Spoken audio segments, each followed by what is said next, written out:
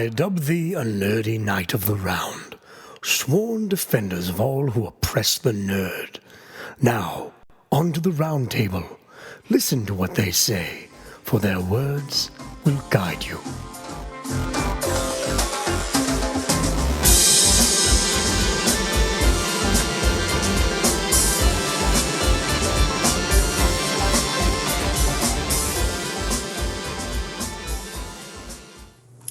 It's another nerdy night as my round table joins me, Ben, the ridiculous Riddick, in the Kanto region. I'm your professor named after a tree, and I think I'm going to go with sycamore because, like me, they're very tall. And joining me here is a man on his quest to be the very best, Sam. Like no one ever was. Damn right. Is catching them your real test? To trade them is my cause? Very good. Yeah. Also joining me is the best's number one rival who will likely smell you later, James Capelli. Hello. I'm back. Yeah, it's been a while, James. It's been a long freaking while. Let me tell you. I have been busy. There, I have told you. Yeah, good. I'm really glad that we had that little powwow. Yeah, exactly. It's bonding moment. Just so you know, James and I haven't talked in like weeks, probably near months. Yeah. And even though we've been on the Skype call for about half an hour now, still haven't really talked to him. But before we get into our show tonight, we're going to tell you about some of the nerdy things happening that you might have missed this week. Sam? Thanks, Ben. The machines are one step closer to taking over humanity this week, as one of Cortana's coders said she was programmed not to tolerate harassment. The Microsoft/Master Chief AI will get mad if you say things that are particularly asshole-ish to her. Ben, I'm going to start a GoFundMe campaign to get you a Windows 10 computer. I'm sure your friends would gladly pitch in on an AI that would make you nicer. You know, Sam, many have tried. All have failed. I'm just going to throw that out there. I feel sad for your wife. I do. Hey, she's no better. She knew what she was getting. In later news, Pokemon fans celebrated Mewtwo's birthday on February 6th, citing a diary entry in the original games. Psychic characters from across the land came to celebrate. Hypnotoad was in attendance, as were Abracadabra and Alakazam. Wobbuffet eventually showed up, but was back and forth on whether he'd attend. Notably missing from the event was Slowpoke, who was last seen on the road to Viridian City. Sing it, Ben. Sing it. As drones become more and more popular, Dutch police have taken an interesting move in counter-drone technology. The law enforcement agency has taken to training eagles to take out drones.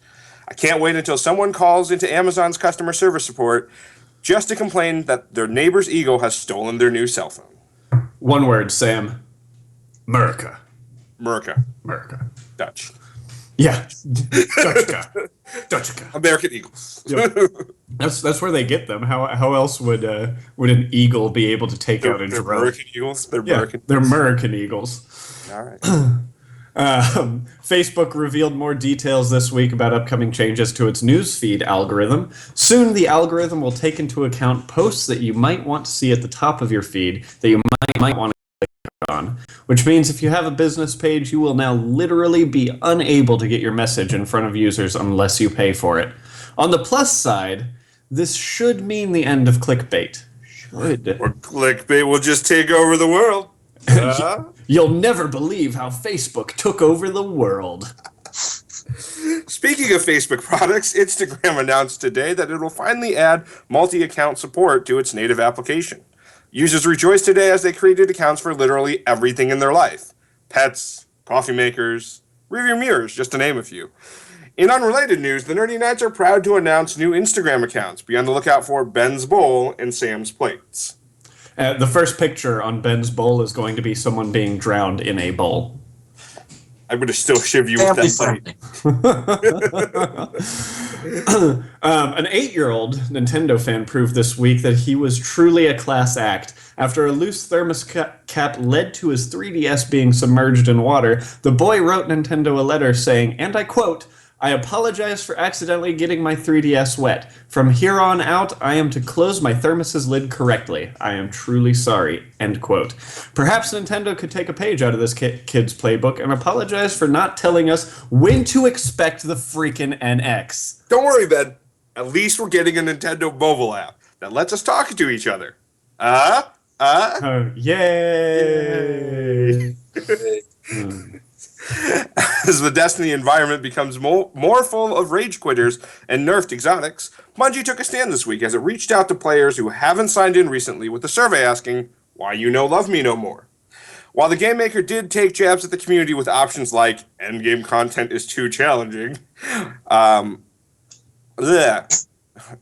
my personal favorite, I don't have anyone to play with.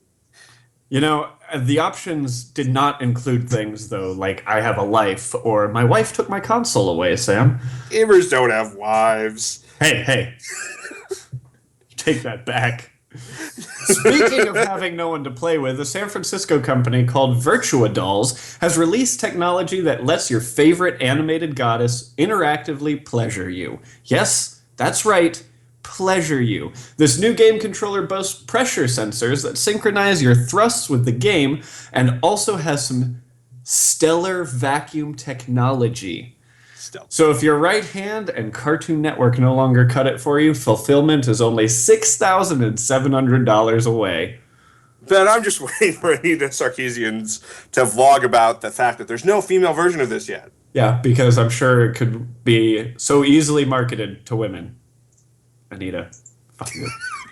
Speaking of things that are not marketed to whip, no, I'm just kidding. The Fine Brothers this week did an about-face after jettisoning over 500,000 followers in response to their attempts to trademark the React video format.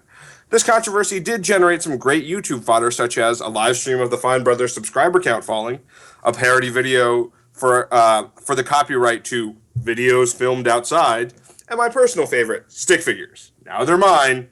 Pay me. Gotta love those stick figures. And I'm kind of bummed that we're never going to be able to use stick figures now because we have to pay someone. Especially if they're outside. Yeah, especially if they're outside. Then we're paying double. Amazon announced...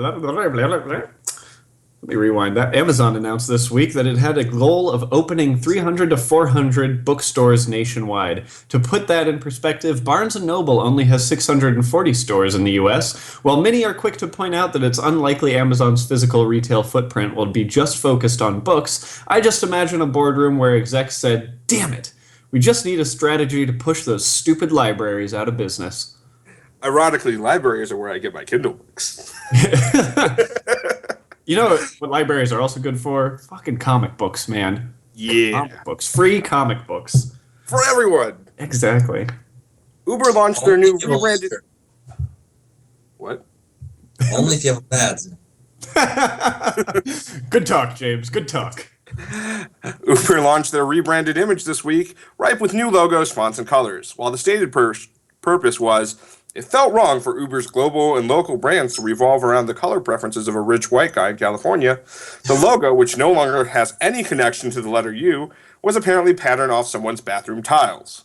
I'm predicting that in 2 years we will see another rebrand. This time it will become the app formerly known as Uber. Yeah, you know. Yeah, no more Uber. It's okay. Yeah. It's some might say it's Uber now.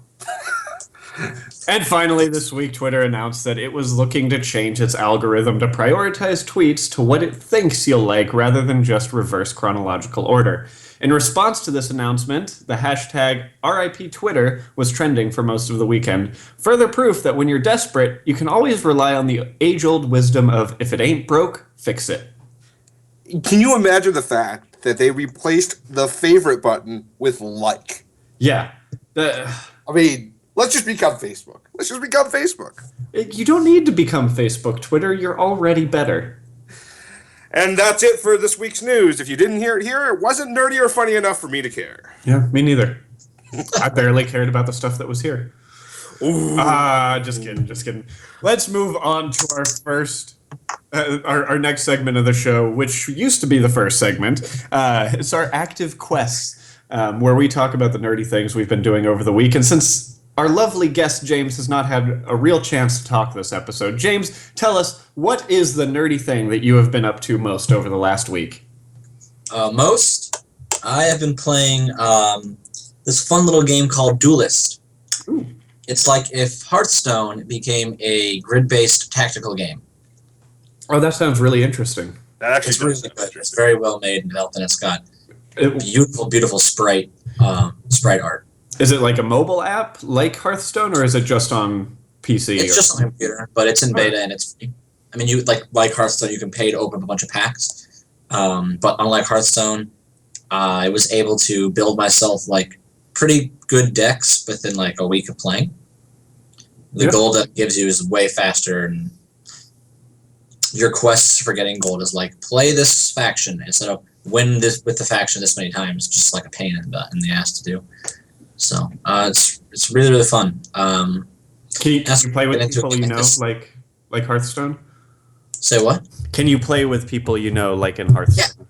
Yeah, absolutely. Cool. No friends allowed. No friends. No friends allowed. Hey Sam, just because you don't have friends doesn't mean you need to take it out on the rest of us. That's just what Bungie told me. If you like the deck building kind of strategy of Hearthstone, but you prefer a tactical approach instead of just a card game, I would say Duelist is right up your alley, and you should check it out. I will check it out. I actually just wrote it down so that I wouldn't forget it. It's a DUELYST. Oh, Who makes because they couldn't be normal. James, who makes it? Some startup. Some company. Okay. All right. Cool. All right. Sam, how about you? So obviously the Super Bowl was yesterday. What? Which means I missed that? puppies. Tons of puppies. So I became completely obsessed with the Puppy Bowl, as usual this year. There is a fantasy Puppy Bowl draft. I actually don't think my fantasy team won, because apparently Team Rough stomped all over Team Fluff. Did you guys watch any of the Super Bowl? Yeah, I watched the whole thing. It was boring as shit. Yeah, I was about to say the Puppy Bowl probably had 10 times more action than the Super Bowl. So here's what happened with my Super Bowl viewing. I watched the first half, and then Coldplay came on, played their lullabies for adults, and I fell asleep for the rest of the Super Bowl. So much Coldplay. So much Coldplay hate. Dude. I love Coldplay. Yeah, I mean, I love Coldplay too, especially when I want to take a nap and I can't sleep and I'm suffering from insomnia. So you missed out on the Heinz commercial then? Was that the one with the wiener dogs, the dachshunds? Yeah, okay. I did see that. You see that one. You saw the first Doritos dog commercial? No. They're like trying to get into the buy Doritos, but the guy outside shoos them away from the store, and eventually they dress up in the trench coat. Sam, I feel like you and I should have just an episode talking about the commercials of the Super Bowl, because I thought they were lacking this year. Ooh. Next week. Commercials. All right, Ben, what were you up to this week? Sam. Besides falling asleep. I did this terrible thing. I got myself hooked on a new TV show. And, I've been seeing the opening to this TV show on Facebook so much that I finally was like, oh, who did this TV show? The writing just seems so familiar to me. And I go and I look it up. I'm like, oh. Only one man. Aaron Sorkin. So I guess I know what I'm doing with the next 30 hours of my life. So I've been binging The Newsroom, and I have 2 episodes left in season 2. Okay. Okay.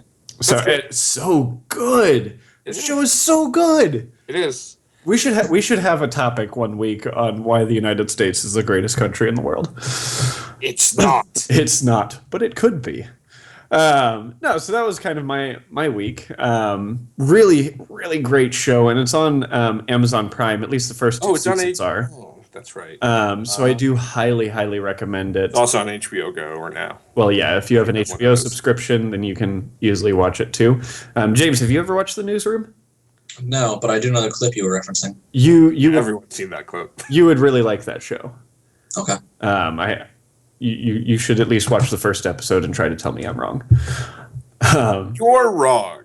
So, that being said, our first topic tonight is my own, where we are going to discuss the price of video games. Let's start with the very basic thought. Video games today are cheaper than they have ever been. I think that's something that a lot of people don't seem to really understand. And you're talking not just we're getting the $20 episodic gaming format. You're talking the the $60 AAA. I'm talking the $60 AAA game. Because you think your average game, vanilla game, costs $59.99 US. Okay? Back in the day, you know, games like, what was it, the Sega Genesis, a cartridge could cost up to $80 to $120. And that was before inflation. Yeah, I remember paying $75 for Final Fantasy 3. 6, but 3. Yeah. Probably the best $75 you ever spent in your life. Oh, yeah, absolutely. And I bet you if I kept it today, it'd still be worth that much. I'm not sure. I'll check on eBay. Yeah, but I mean, there's so many people out there that complain about how $60 is so expensive, especially when you're spending so much money on a console and yada yada yada yada. So I kind of Consoles weren't that expensive either. What? Consoles weren't that expensive back then, though. No, that is fair. This is very true. The console was a lot cheaper, but again. So I mean, here's my question: do you think it's literally just the pace of like AAA titles? Like, there's so many big games that come out on such a regular basis that if you were to keep up with like every I don't know, Game of the Year edition worthy game, that you're like paying more than a console a year. You think that's what it is? No, I don't. I think it is literally the manufacturing of the game itself. Because when you think about a cartridge, there's a lot that goes into it. There are these big chips that go into it, and then there are batteries powering the chips, and then the housing, and all the shit. I mean, did you ever have one of those screwdrivers to replace the battery? Oh yeah, I did. Yeah. I mean, James, let me hear your opinion. What's your opinion on the cost of video games today? I mean, I'm broke, so I don't really buy full-price games anymore. The last full-price game I bought was Fallout 4, which came out, I don't know, almost 3 months ago. And before that, the last full-price game I bought was... I don't even know. So, it's been so long. See, this is one of the reasons why I wanted you on for this. You keep mentioning full-price games. How many games have you purchased in the last 3 months on something like a Steam sale? 3. So I mean, this is another huge thing that I think sales are ridiculous. No, I don't disagree with that, but this is just another thing that makes video games even cheaper today. Is you have these huge competitive sales by Steam, by the PlayStation Network. I never see a good sale on Xbox, but I'm sure they're there sometimes. And I mean, and the Wii, I don't think ever has a sale ever. But at least on PC and some PS4 games, not to the extent of PC, there are games that are AAA games that are on huge discounts with things like flash sales and Steam sales. All right. Well, so 2 questions then. Okay. Here's the way I see it maybe changing either direction. Mm-hmm. I think in the games are too expensive column, I think people are really complaining now I'm just buying a digital download. Why the fuck do I need pay the same price as a disc, which I know costs you money to make? But on the flip side, Amazon Prime and their new 20% off up to 2 weeks after the game is released is ridiculous. Why? No one really needs to ever pay full price for a game now. Yeah. I mean, if you buy it within the first 3 weeks, but not the first 2 weeks. But even then, you can get it used. If you're buying a disc. Yeah, after 3 weeks, if you can't find the game used, it's kind of... And the used price is never better than 20% off. Exactly. I mean, it's amazing what people are doing to get the prices of video games down, because it's a very vocal complaint. I will say to your complaint about video games on the actual digital games being the same price as the physical copy, there's a huge thing where PlayStation, Xbox, Nintendo, they all need real estate in those big stores like Walmart, Target, the smaller stores like GameStop and EB Games and stores like that. So they can't make their digital games cheaper than the physical games because that's what those stores are selling. And if those stores cannot make money from those consoles, they're not going to sell the consoles. No, that's fair. That's fair. But one argues that by the time the next generation comes out, probably not for NX, but like by the next generation, that won't even be a problem. I don't think enough people will care. Really? I mean, the manufacturers might care, but I mean, they have to be. So here's the more existential question, right? James, you buy on disc or you buy digital? Disc. Disc. Okay. Last So let's say we rewind to when Xbox. Unless you're buying a Steam game, though, James. Which No. I mean console. He knew. Yeah. He knew where I was going, Ben. He knew where I was going. Okay, so let's go back to when Xbox One launched, and there was all that controversy about DRM. So if Xbox One came out and had really stuck to their guns and said, "Look, we won't let you that game is going to be locked to your console, and you'll not be able to like trade it back or sell it to GameStop. It's going to be DRM locked, but eventually the price of games drops.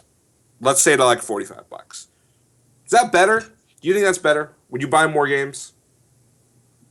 Or does it not matter at all to you? I think he's directing this question at you, James.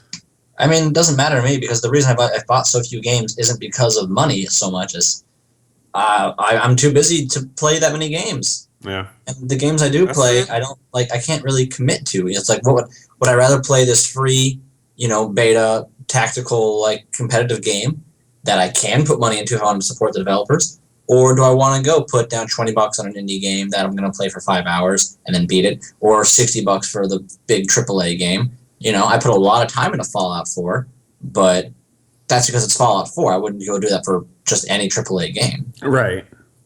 Absolutely. And I mean, indie games and things like that, there are cheap ways to enjoy video games. And it's not like indie games are any less entertaining than a AAA game. I like them more, personally. I mean, there are some that it's my lifestyle. Exactly. I think they're so much better.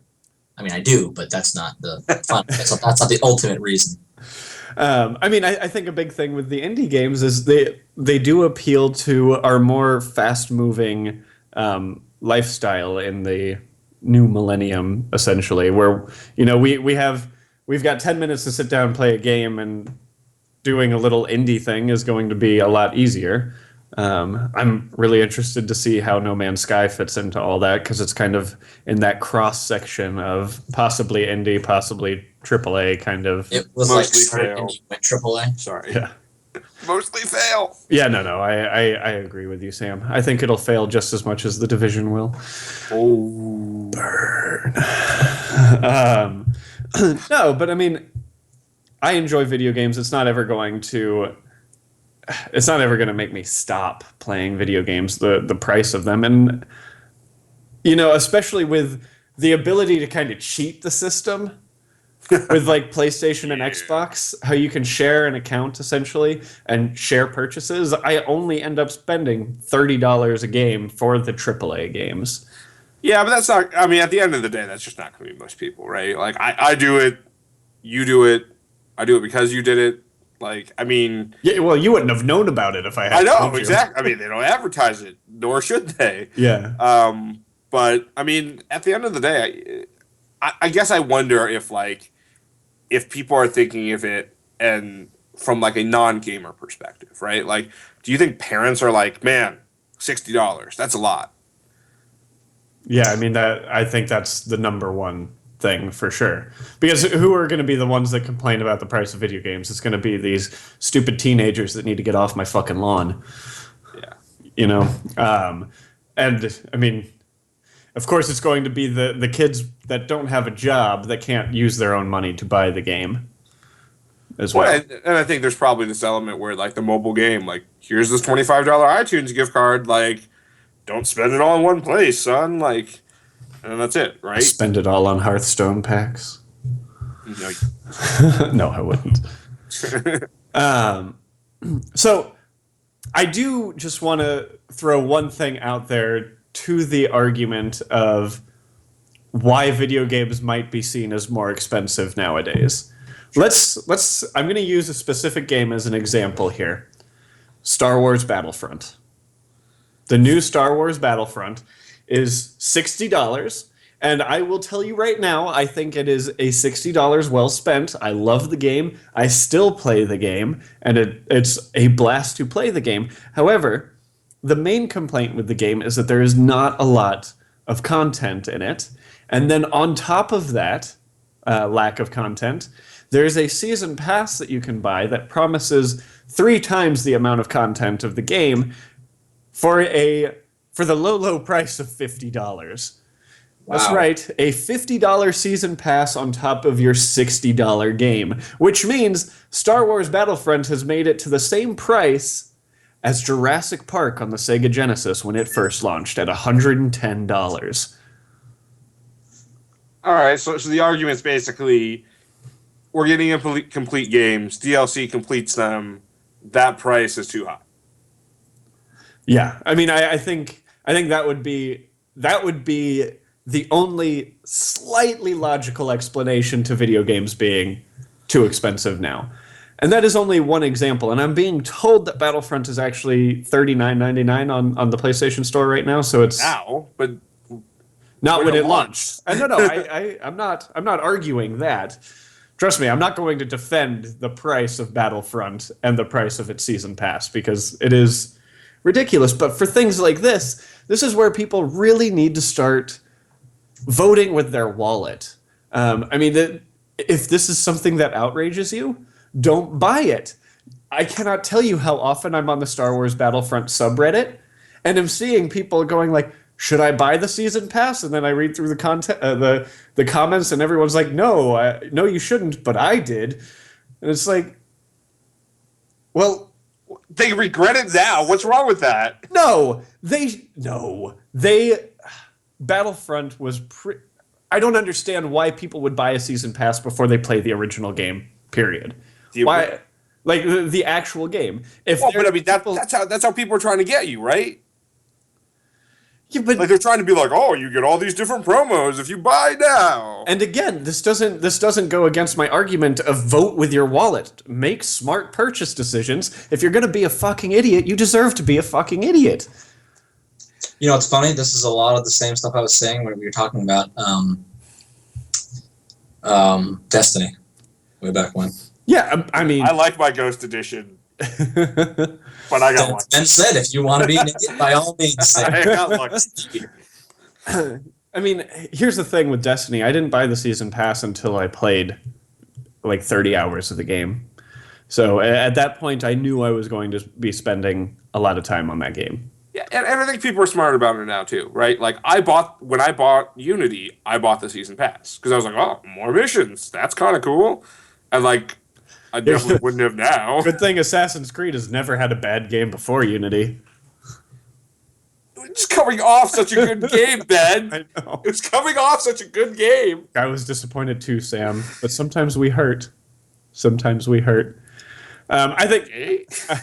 I honestly think that's all we have on this topic before putting it on clearance. What do you guys think? Does anyone have... $5. $5 for this topic to end. James? Oh, God, no. I'm not paying anything for this topic. You guys can have fun with that.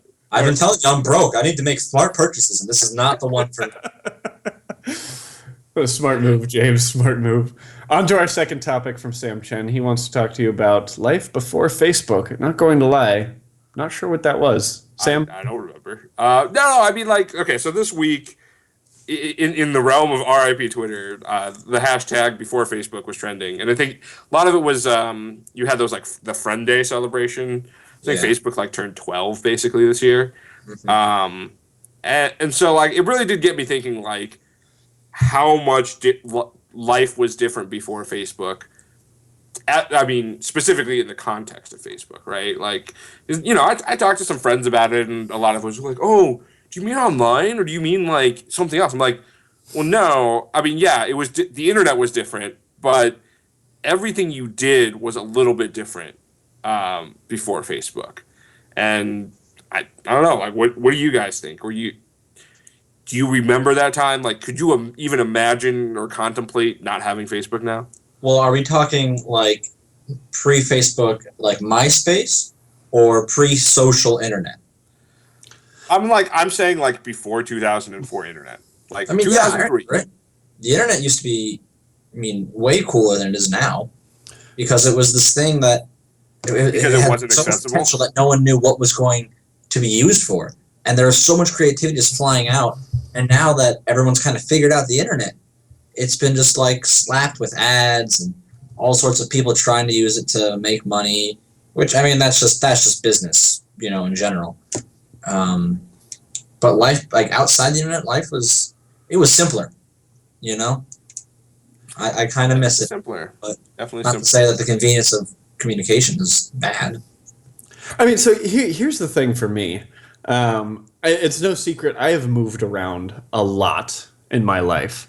I mean, we're contemplating our 28th move in my 26 years of living.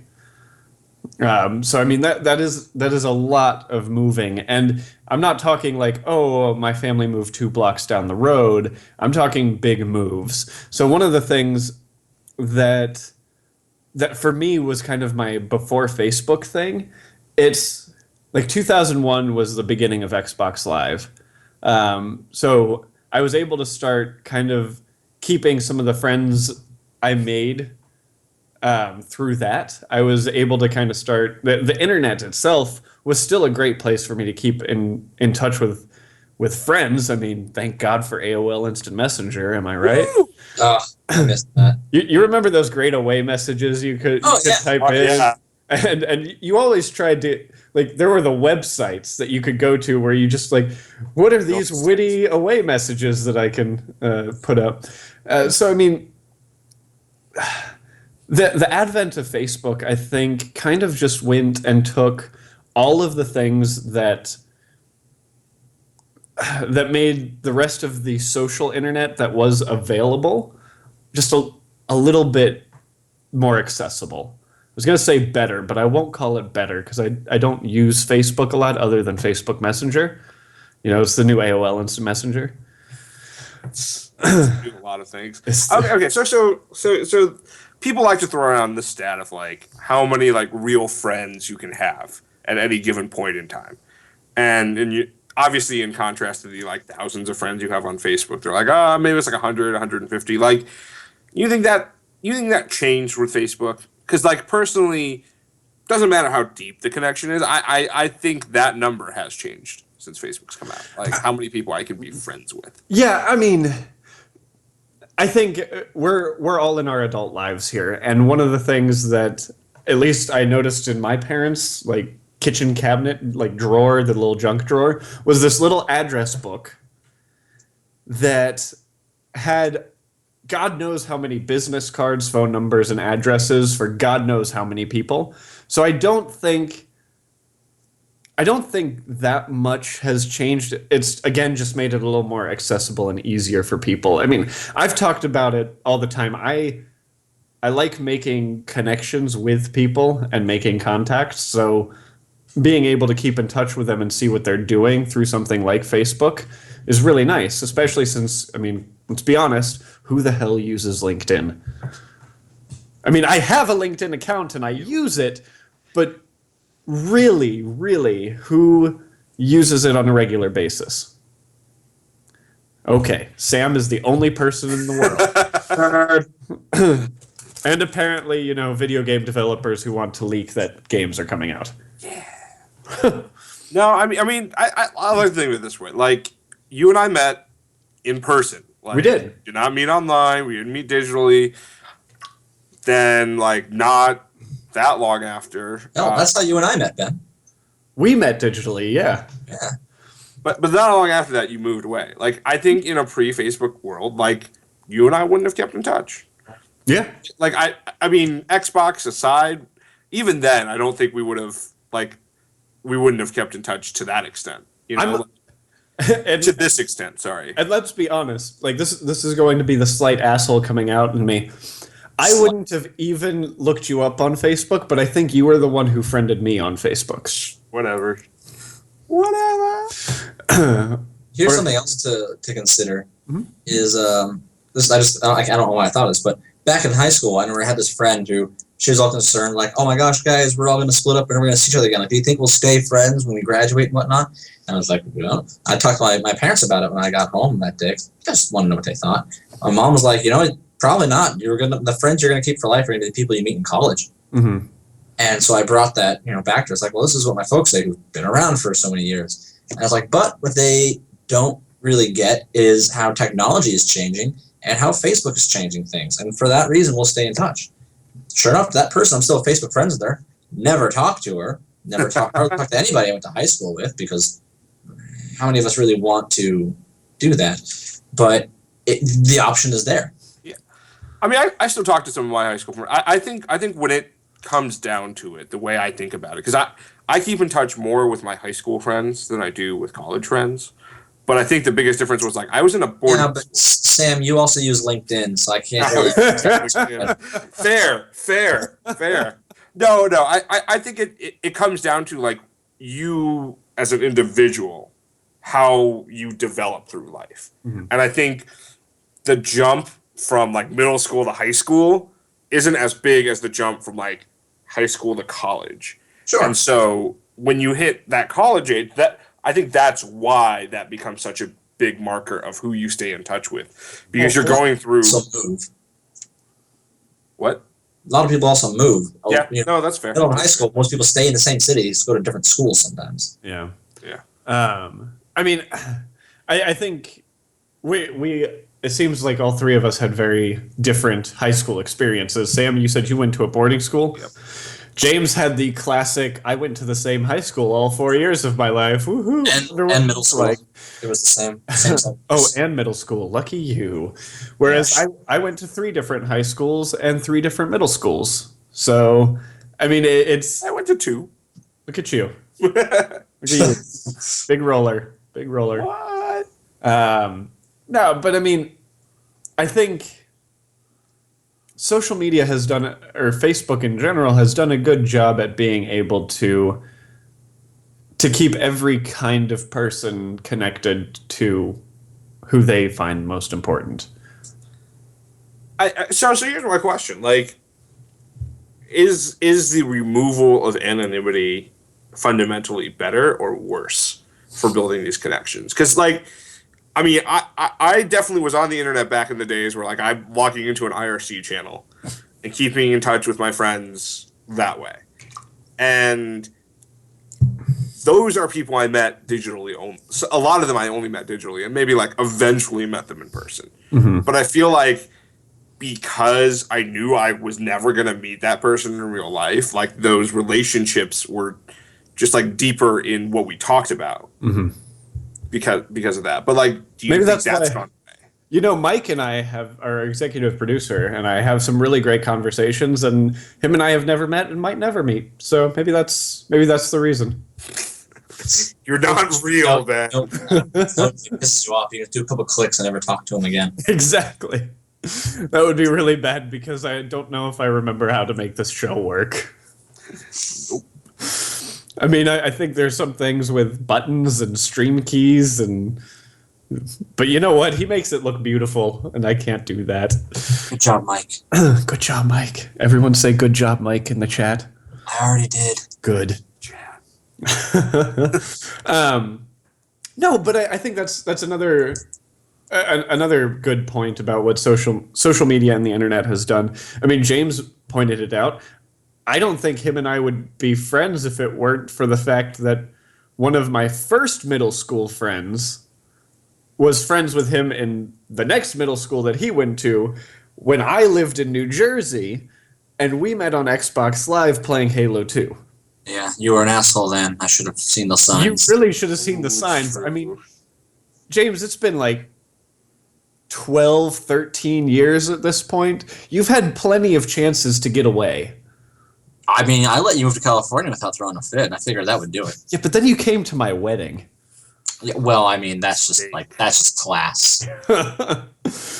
But I mean, things like that. And if it weren't for then you, I wouldn't have met, other people that led me to meet Mike DeMarco, our executive producer, once again, which would have never led to me being able to make and partner up and make this show as good as it is. Well, Yeah.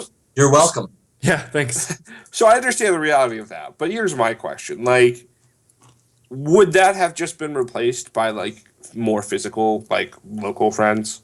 Because like you and I have moved. Like I haven't moved nearly as much as you have, but I've moved my share, my fair share, and I feel like Are they paying you, Ben? share a Coke, share a Coke. You know it. But I feel like I make a good amount of like in-person friends, but I think like a lot of people seem to be like really afraid to move away from areas that they grew up in or they spent a long time in because they're just like, oh, I'm not gonna make any friends.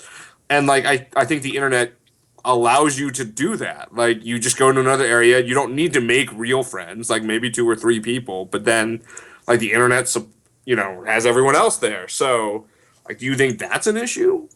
You know, I actually As Mike says, case in point, I moved away, I have no friends.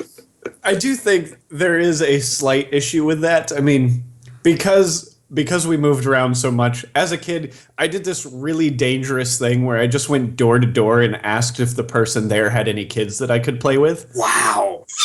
Wow. Like that was my whole life from ages like 10 to 14. Why are you like not selling me shares to a timeshare right now? Great at knocking on doors. Well, I mean, look how good it did him. He did no friends. He worked with somebody who uses LinkedIn all the time. No, it's one of those things that when I look back on it, it's like, oh my God, I don't know how I am actually still living, how I was never kidnapped as a child, and how I am where I am today. Ben, I want to tell you my like worst door-to-door story. Okay. Okay, so you remember like, when you're kids, you're growing up, you're selling candy, right? You go door to door, you're raising money for your school. So I was doing Taekwondo as a kid. And of course, Chuck Norris sponsors this thing called like Kick Drugs Out of America, right? Okay, like makes sense. That was Wait. Good thing. Sam, can you get drugs out of America with one punch? Oh, God. Oh, God. Anyway, I ring this guy's doorbell. This guy's like a total prick, right? And he's just like, so, what kind of drugs are you trying to get out?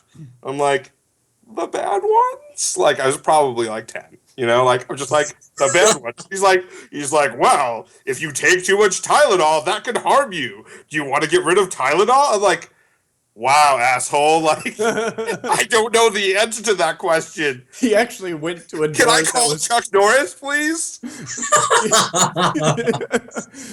You can't call Chuck Norris, Sam. No, I can't. But that was the end of my door-to-door sales career. But nowadays it's like there are great websites like meetup.com that you can meet with people of like-minded interests. And I don't have to go door to door asking if people have kids I can play with. Well, you might have to, but for completely different reasons. So I just have Ma'am, I'm here for under the law. I must inform you. I won't lie, that's one of my favorite SNL skits. Like the guy who goes around on Halloween to like tell people that he's in the neighborhood. He's like, wait, so are you a pedophile or are you just dressed like a pedophile? Yes. I just want to turn the attention to the chat real fast. Recruit asks, how is Ben alive right now? Unless he's talking from a milk carton. And then in response to your awesome door-to-door story, Sam, he says, here, honey, have some Tylenol. Nom, nom. No, Mom. The mom said it would kill me. The man said it would kill me, not the mom. I am terrible at reading quotes. Yes, he did. I want to go back to something you said earlier, Sam, which was if we didn't have the internet, would we replace those digital relationships and interactions with more physical ones? And I would say absolutely yes, we would, because our time would be spent differently. But I don't view the digital relationships we build as a bad thing.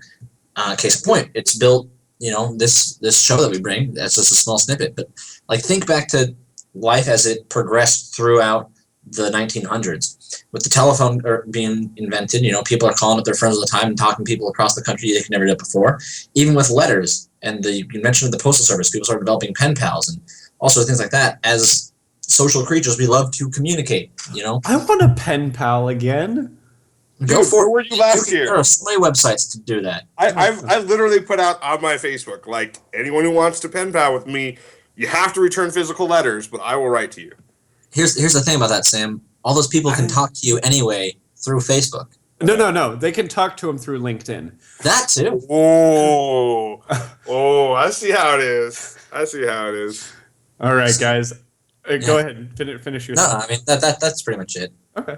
Well, I think that's a good place to round that topic out. I can honestly just say that Twitter is better anyways, so before Facebook really has no meaning to me. But that's beside the point. I think it's time to go into our final topic, which is James's topic, which is the game announcement timeline. Which, I'll be honest, I sent James a message and I said, James, this is your topic. So I don't know how prepared you are, James. I can talk about anything video games, Ben. Okay. So you have video game timeline. Except buying them, apparently. I mean, I can do it. I just choose not to. So I think the best thing to talk about with this is, something that's very topical right now is Mighty Number 9. I'm glad that's the first one you went to because that was exactly what I was referencing when I came up with the topic.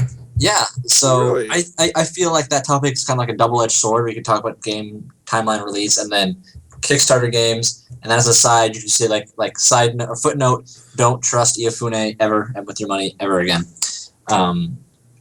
But so, I mean, you guys know what happened with Mighty Number 9. It was supposed to come out last April. Yep. And it got delayed till like September, then it got delayed to November, then it got delayed to this February, and now it's just spring 2016. Yeah. But we will absolutely not delay this game again, and here we are. And I got that email. I was like, I'm not surprised.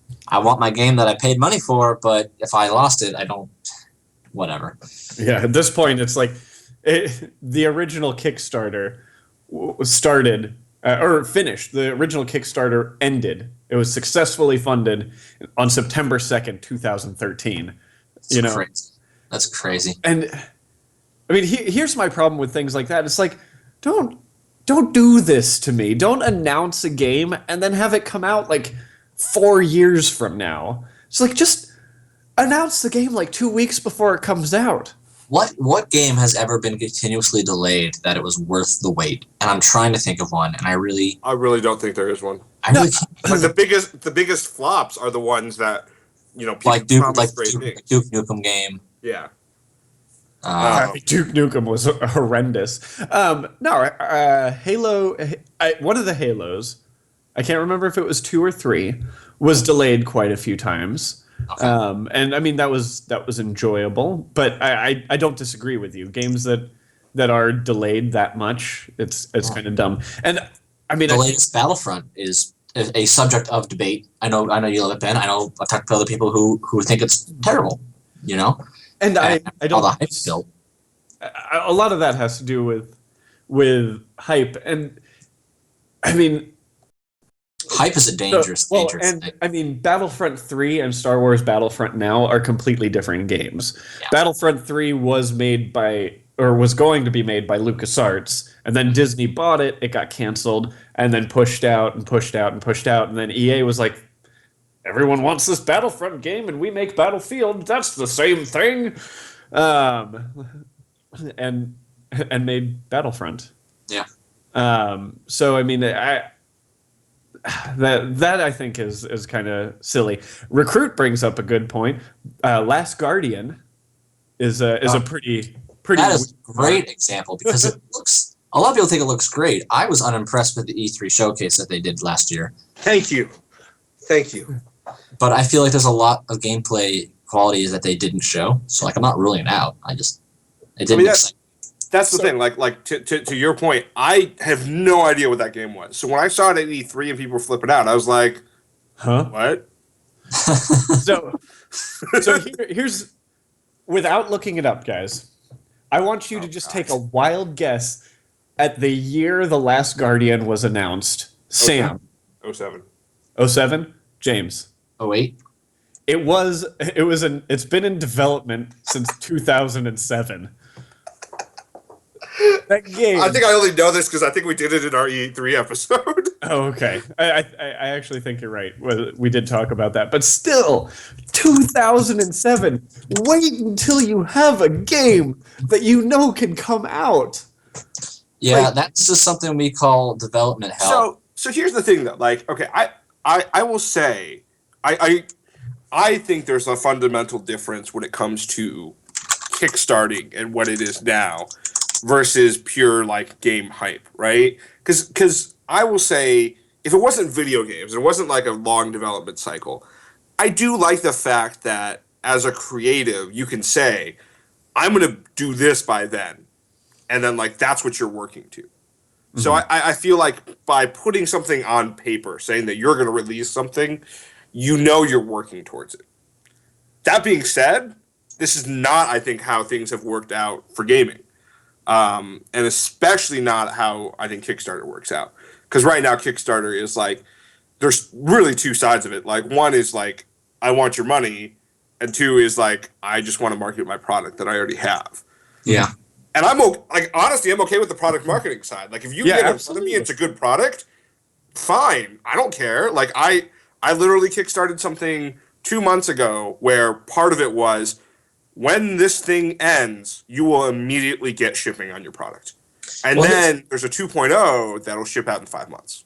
Here's the thing, though. It's like, I'm all for wanting to kickstart games, but when a game is pitched as, we want to put it on the PC, we'd like to do other consoles, we make enough money, and it's like, okay, well, we made so much money that we're going to release it on all the consoles. It's like, okay, I kind of regret backing this because that is a lot of work.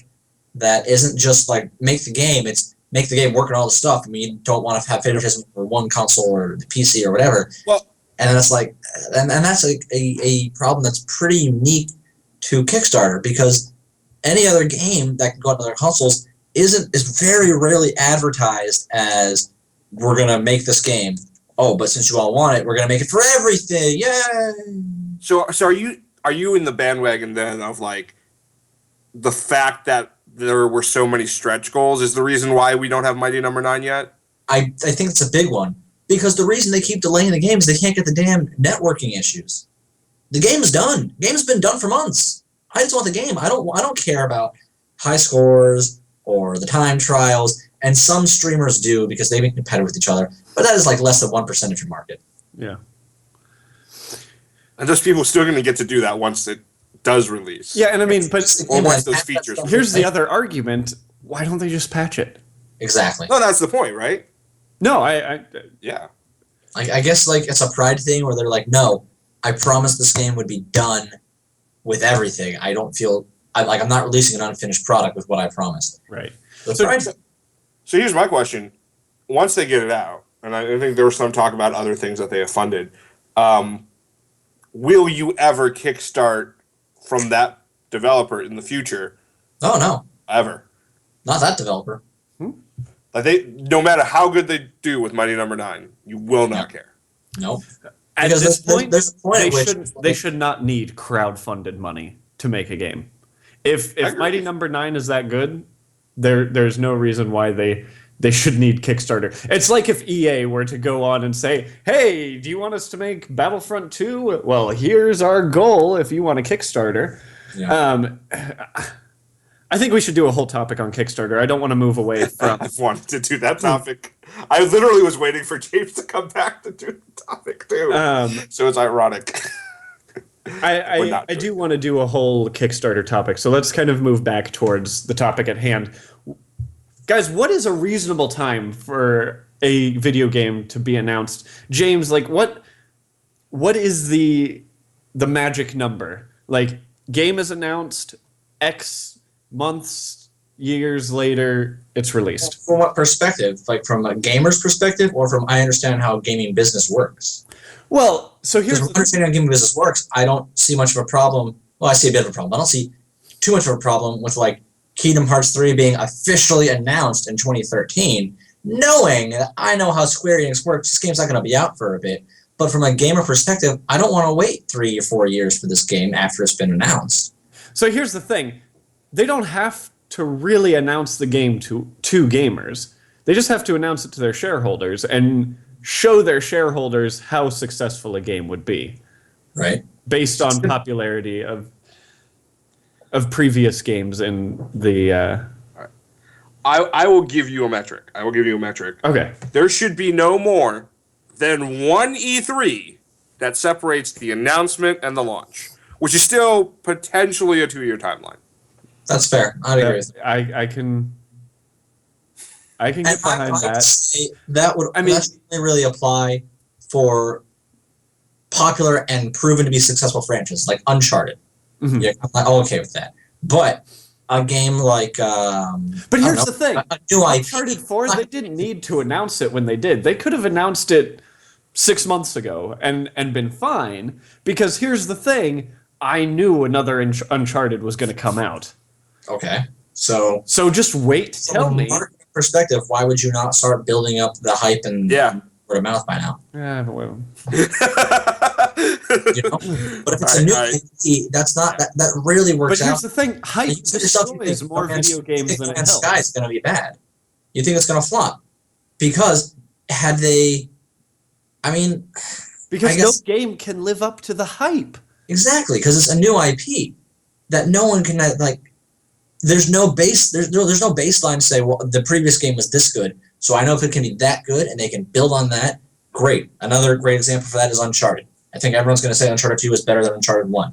We're not even getting to 3, but just 2 is better than 1 because 1 was great, and then they built on top of that. I thought you were about to say 2 was better than 3. I mean, you know, that's my opinion, but that will send us on a spiral to another direction that we don't even need to get into again. So here's my last gripe, and this is just something I want out there. Okay. On the record. The Division was announced at E3 2013. Kind of teased during the summer of 2012 in like a Ubisoft leak, but completely announced E3 2013.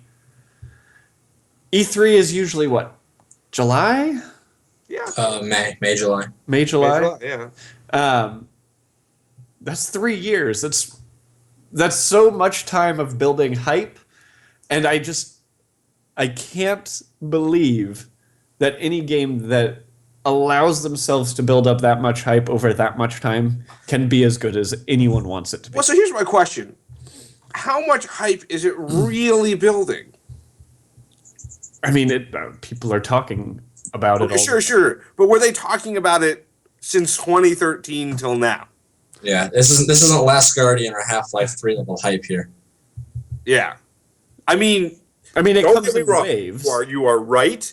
And if I had been actively following gaming in 2013, maybe I'd be on the hype train, but I probably would have let it die for a little bit. Until they were marketing blitz, boom.